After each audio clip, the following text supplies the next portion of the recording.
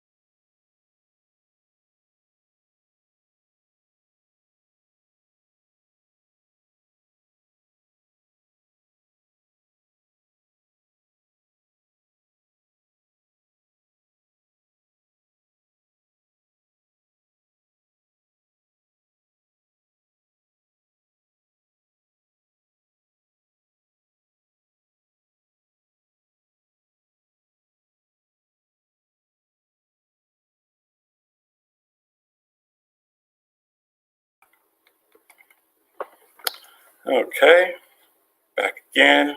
Just still working on a few things. Just give me a moment. Sorry about the delay.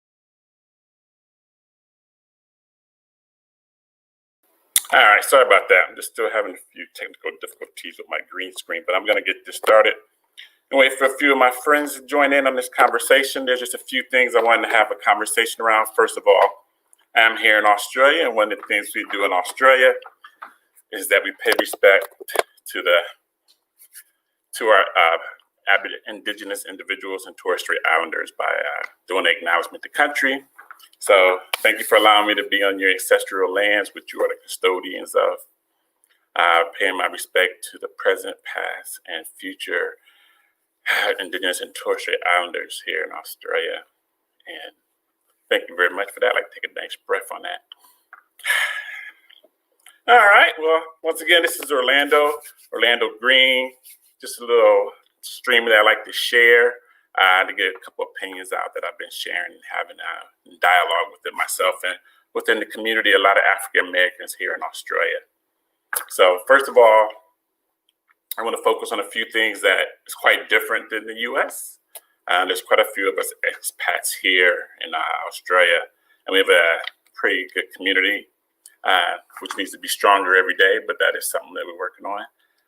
First of all, it's, from the state of what's been happening here and also in America, there are indigenous here that's killed in custody a lot. And the numbers is quite staggering.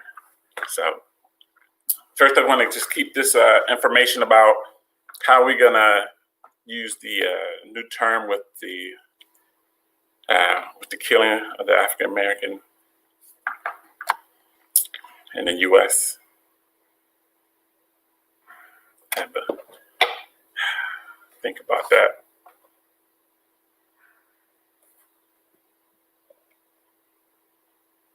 Yeah, I think I'm going to take a break for a moment.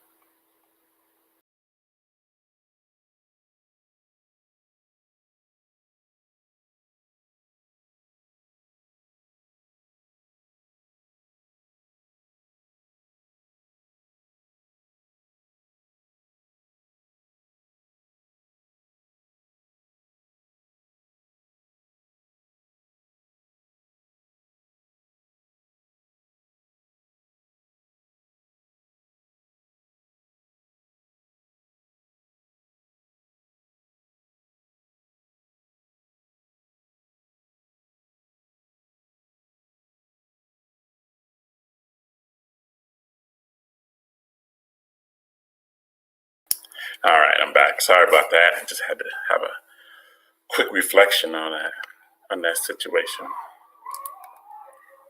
And but yes.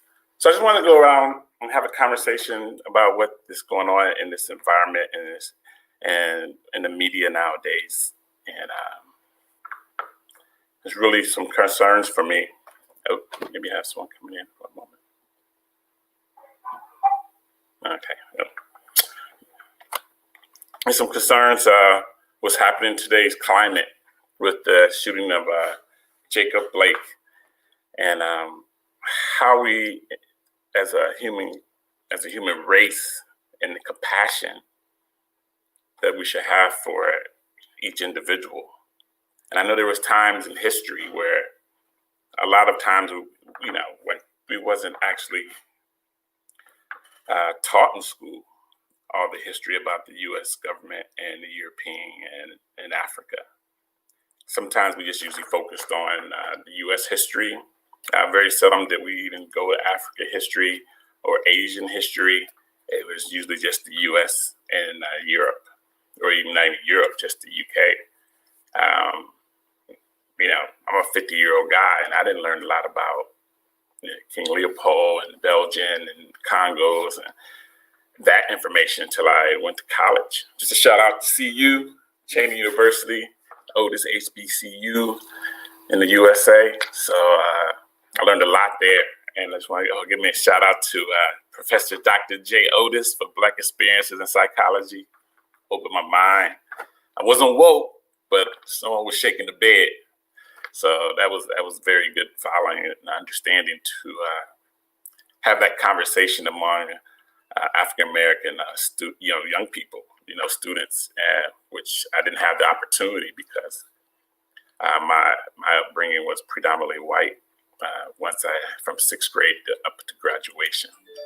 So I learned a lot in that instance, and I also had some challenges, but fortunately, Cheney University represented, and they had a fantastic program called Act 101, which I needed, but on so many levels.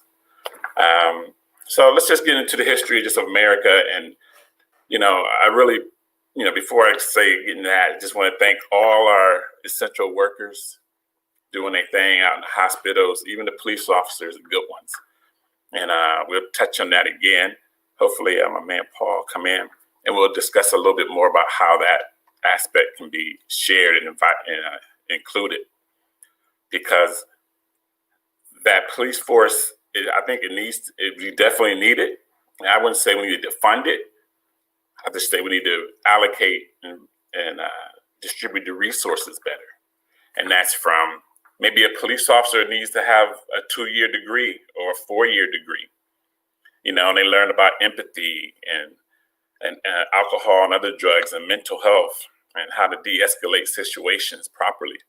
I'm really keen how much education it needs for you to be one of those negotiators that talk down the suicide person. Like, that individual should be on the front line, and at the same time be allocated in particular suburbs or communities that have high level of mental health, because mental health is rampant, in all of us, because the way this country was created in a lot of countries, I feel that we all suffer PTSD.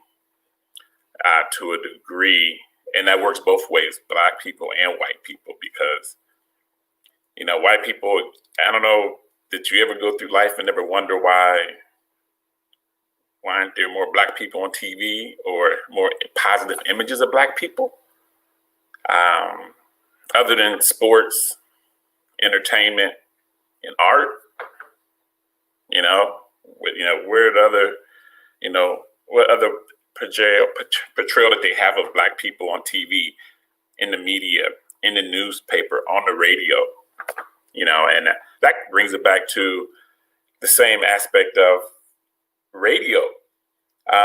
Why is it only, Black people or African Americans are allowed to say those things about ourselves on the radio, but they don't allow anyone else?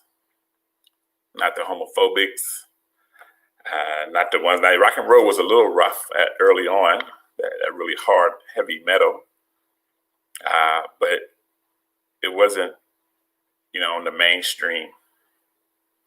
They didn't, it wasn't played on the radio stations. It was kind of like an underground music, and so that was really really challenging for me to come to understand and come to grips with that, because when you start looking around, you actually see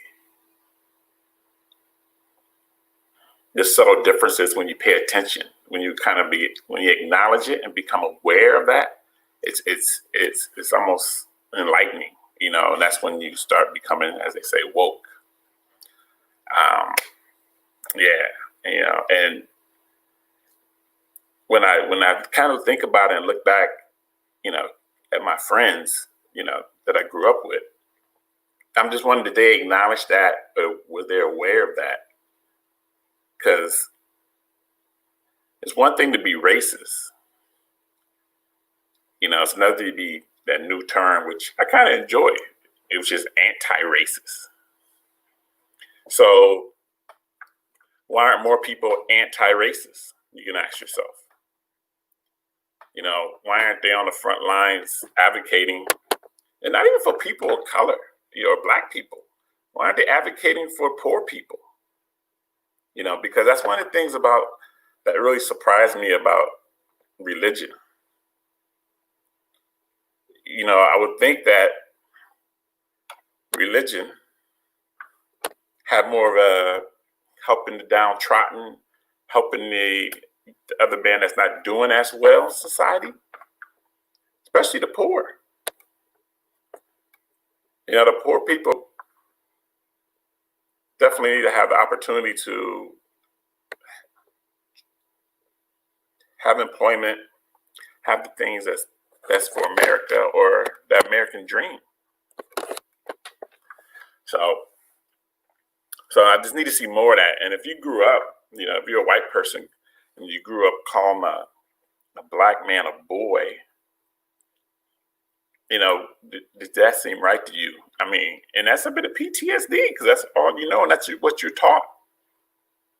But at the same time, once you become an adult or an adolescent, and you are aware of how people should be treated, I think just America has a lot of that, and they can't see, that gray area that we need to live in.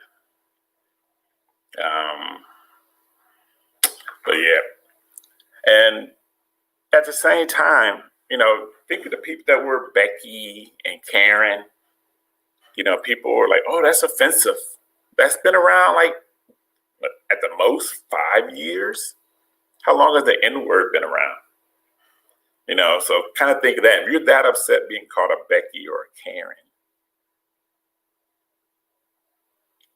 and that's, I would say, last 2 years, to be honest.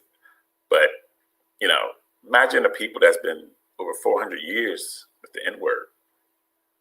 And that's something that gives some thought. And now, before I get out of here on this quick streaming, just want to share with a lot of individuals who are smoking marijuana and indulging in other drugs, marijuana in particularly, because in America, you get some time for some marijuana, like, easily do a little nickel, a nickel's 5 years for something like that. Not even a huge quantity, but enough to distribute, and now they flip it altogether, and now it's legalized. And then I have a little thought of why the legalization of marijuana now, because one, the individuals that use it or sell it for income to provide for families and other silliness it was providing as an income, because African Americans aren't entitled to all opportunities.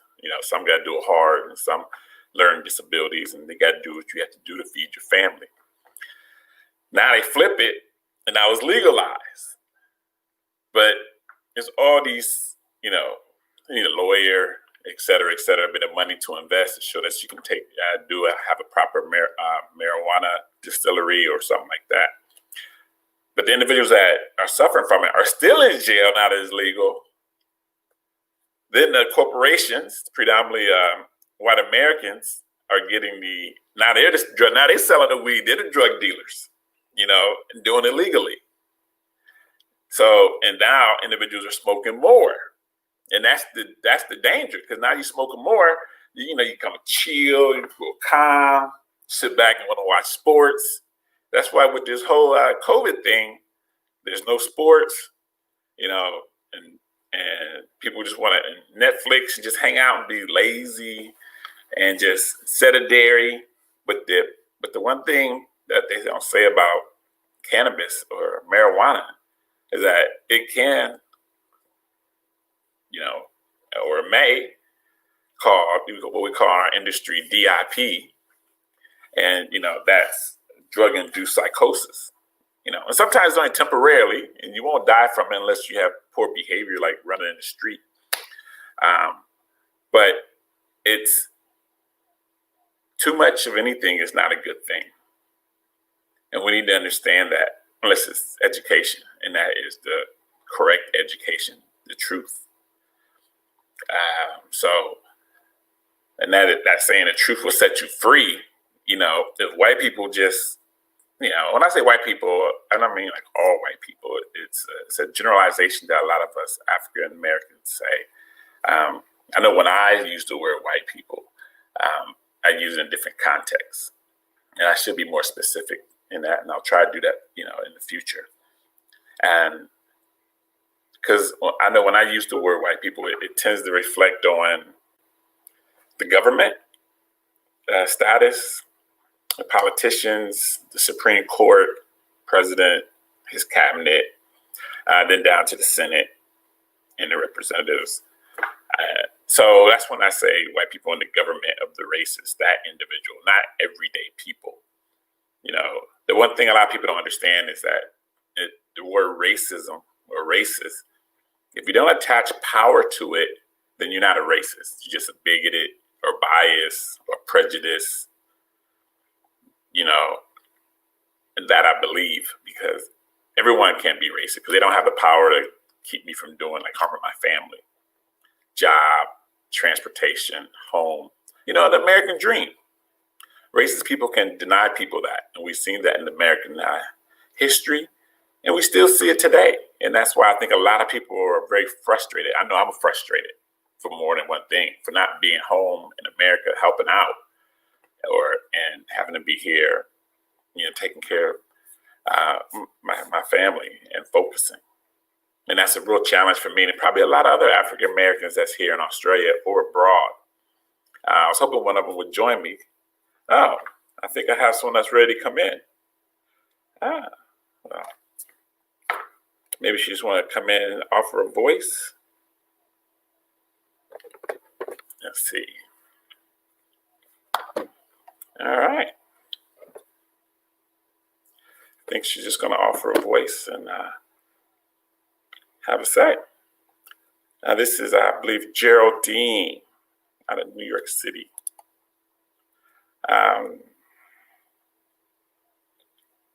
It is a boy. Hello, Geraldine. Yes. How you doing? You're live on Challenging Conversations. Did you have a comment you want to mention? Do you want to give us hello?